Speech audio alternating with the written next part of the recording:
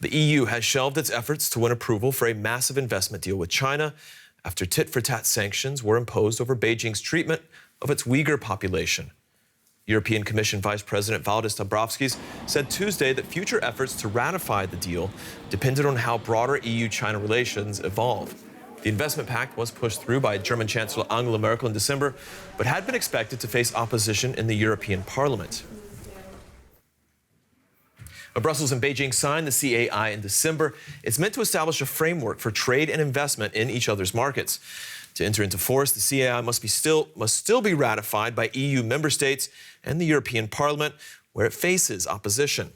The deal is meant to offer European companies more predictable access to Chinese markets and smooth the path for more Chinese investment in Europe. It also sets level playing field rules. And here's part of the official EU Commission statement after those statements by Dombrovskis. It said Chinese retaliatory sanctions targeting members of the European Parliament were, quote, unacceptable and regrettable, and that the future of the investment deal depended on how the situation evolves. All right, for more on this, I'm joined by DW correspondent Bernd Riegert in Brussels and by DW Business's Clifford Coonan here with me in studio. Good morning to both of you gentlemen. Bernd, I want to start with you first. Does this announcement that we've heard, this statement and the comment by the EU Commission, does this effectively kill this deal? No, the agreement is not dead, but it's put into the freezer. The EU Commission and also the Parliament say for weeks now that this door to the freezer will not be opened unless the sanctions China imposed on some EU deputies from the Parliament will be lifted. The plan was originally to hammer out the legal text of this agreement. It's still only a political declaration, what we have so far, to hammer out the text of the agreement until the end of the year, and then to start the process of ratification in the Parliament. So this is shelved now. All right, so Clifford, this was highly criticized from the moment it was signed back in December, and this was, of course, just a preliminary deal we should emphasize. Why was it so heavily criticized? Well, a lot of it was down to political opposition. There's the economic argument and there's the political argument. And basically in March, the EU imposed sanctions against China for its treatment of the Uyghur people in Xinjiang.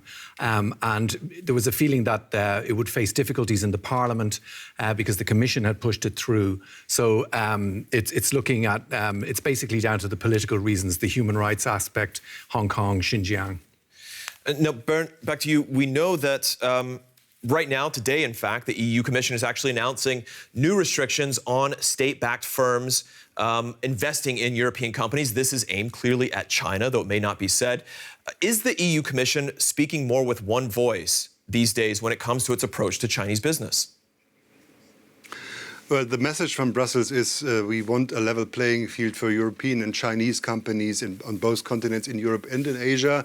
The announcement today is part of a bigger industrial strategy. The EU is aiming at what they call an independence and strategic independence from other producers around the world when it comes, for example, for data storage or data processing, for green technology and other things. And China is, of course, part of it because China is the biggest trading partner of the EU, so both are dependent on each other.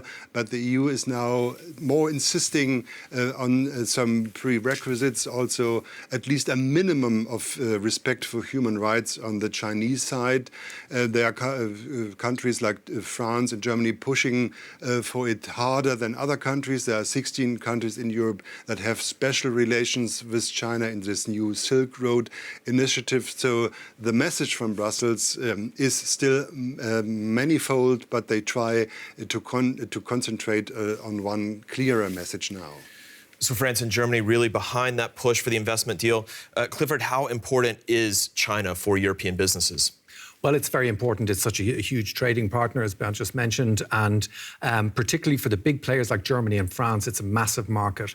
So a lot of the pressure is going to be political, and it's going to come from people like Angela Merkel, the Chancellor here in Germany, who this has been a pet project for her, and she certainly will do her best to make sure that, I imagine, to make sure that this deal goes through. All right, lots to be seen what happens.